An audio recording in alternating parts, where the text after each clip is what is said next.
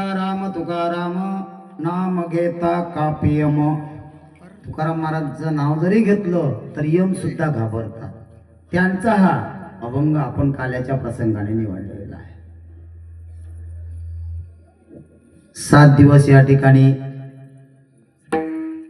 शिवपुराण व श्रीमद भागवताचा अखंड हरिनाम सप्ताह या ठिकाणी झाला आणि त्याच्या प्रसंगाने 8व्या दिवसाची कीर्तन रूपी सेवा माझ्याकरता आलेली आहे. 7 दिवस मोठ्या प्रमाणे तुम्ही भागवत श्रवण केलं आणि 8व्या दिवशी काल्याच्या रूपाने ते ग्रहण करायचं असतं. काला झाला परत बुवा जर आला तर का आला त्याचंच नाव आहे काला. विठ्ठल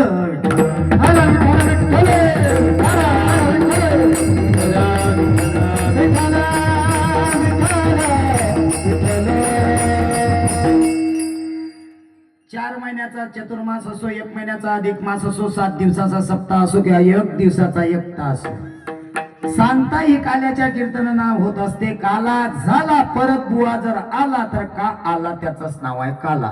काला झाल्यावर पुन्हा बुवाला एंट्री नाही येण्याकरता. 7 दिवस जे आपण या ठिकाणी श्रवण केलं काल्याच्या रूपाने घ्यायचं असते. तिला घेऊन जातो.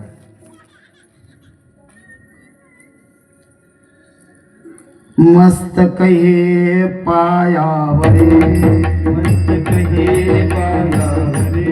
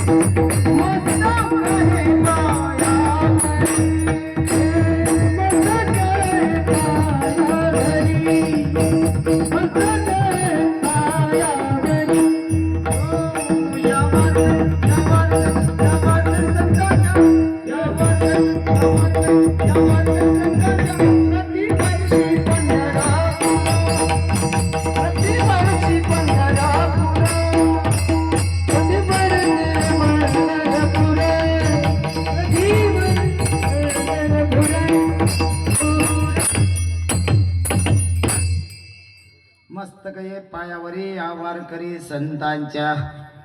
संत आपल्यातच राहतात, आपल्याच सारखे दिसतात, आपल्याच सारखे खातात, आपल्याच सारखे बोलतात,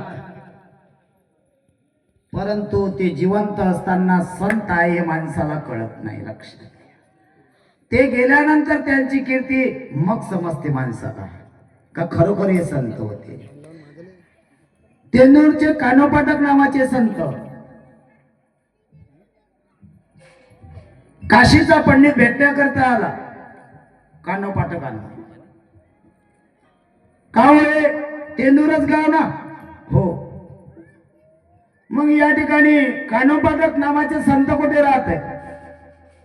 ज्याला विचारायचं तेच संत म्हणे कानोपाटक तर मीच आहे. तू संत?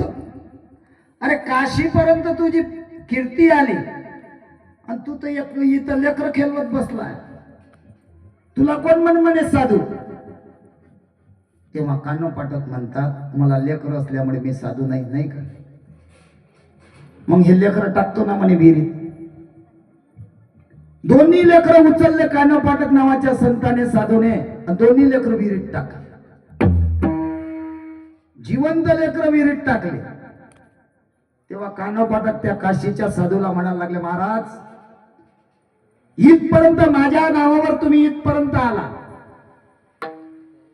एवढ्या दुरून तुम्ही माझ्या नावावर आला, 2 घास आमच्या घरचं जेवण करा.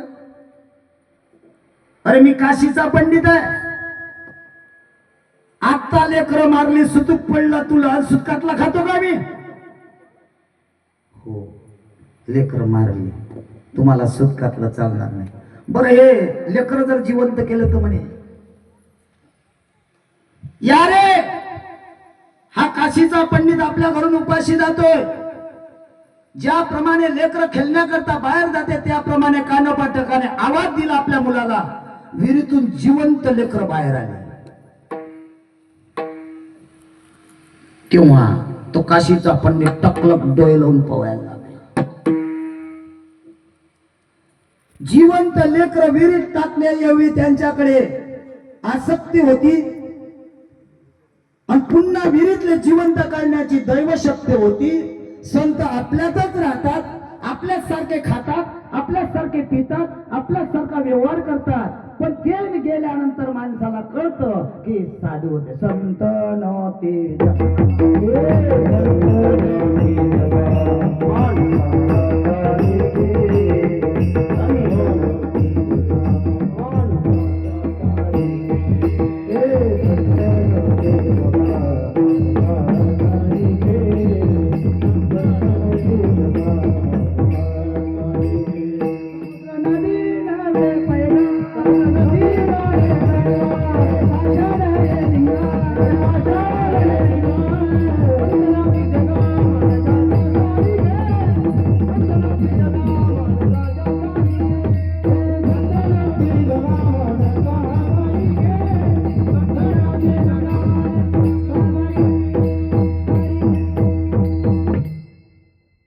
आपल्यातच राहतात, आपल्यासारखेच खातात, आपल्यासारखेच पितात. पण ते संत आहे हे आपल्याला केव्हा कसे ते गेले. शेगावचे गजानन महाराज, शिर्डीचे साईबाबा, आळंदीचे ज्ञानेश्वर महाराज, देऊचे तुकोबाराज सर्व आपल्यातच राहिले. हे साधू आहे, हे संत आहे, माणसाला जिवंतपणे कळाला नाही. आणि ते गेल्यानंतर त्याची कीर्ती होत असते. लक्षात गेले दिगंबर ईश्वरा विभूती, गेले दिगंबर ईश्वरा विभूती, राहिला फिरते जगमा, राहिला फिरते जगमा.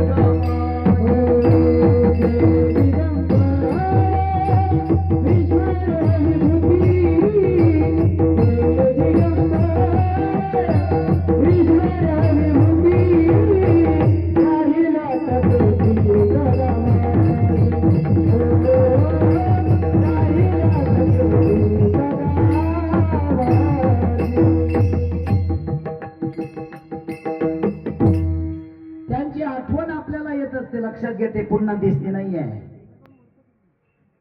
आई वडील जिवंत असताना आई बाप आपल्याला दिसतात, त्यांचं महत्व कळत नाही. ते आपल्यावर किती प्रेम करतात पण त्यांचं महत्व जिवंतपणे कळत नाही. ते गेल्यानंतर मग त्यांचा फोटो घेऊन दिला जातो.